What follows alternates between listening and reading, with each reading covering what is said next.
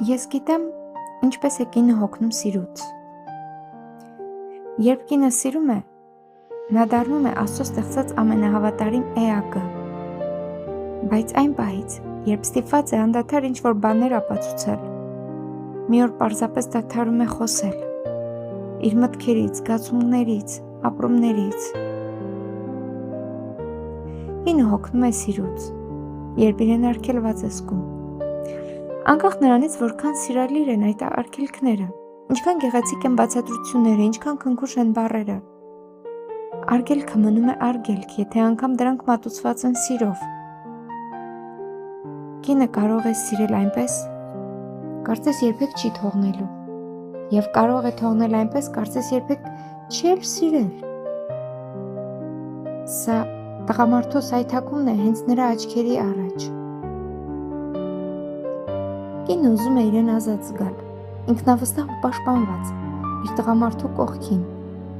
բայց երբ տղամարդը սկսում է մարդկանց կարծիքներից պաշտպանելու անվան տակ կոմպլեքսներ ստեղծել կնոջ համար, երբ զրկում է նրան այն ամենից, ինչում կինը իրեն ամբողջական է զգում, երբ բոլորից ու ամեն ինչից պաշտպանելու փոխարեն թաքցնում է աշխարհից, կինը հոգնում է այդ սիրուց։ Կնոջը պետք է սիրել այնպես,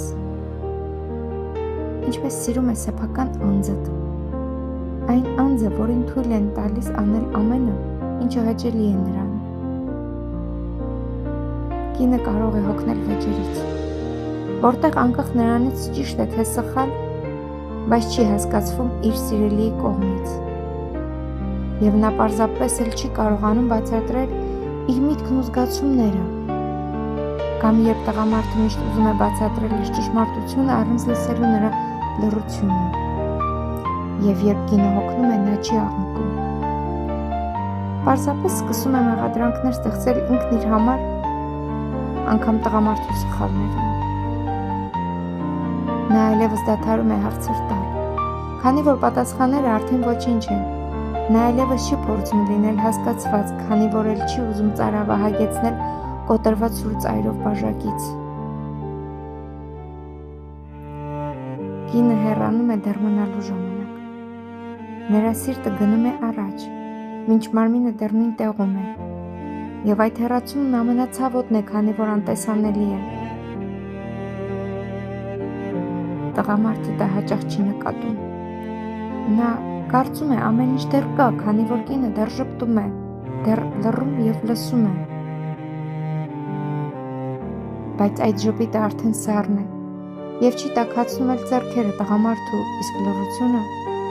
այլևս խաղաղ չէ։ Դա հոգնած լռություն է, որտեղ սերը արդեն հոգնել է պաշտպանվելուց։ Եվ երբ վերջապես նա գնում է, դա չի լինում հանկարծակի է միայն տղամարդու համար։ Կնոջ համար դա վերջին երկար քայլն է, մի ճանապարհի, որ նա անցել է մենակ, լուռ, առանց վերադարձի հույսի։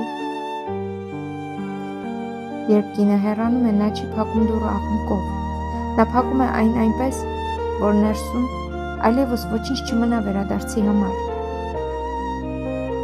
Եվ միայն այդ ժամանակ տղամարդը հասկանում է։ Կինը չի հոգնել սիրելուց, նա հոգնել է մի սիրուց, որտեղ իրեն այլևս դադարել են հասկանալ։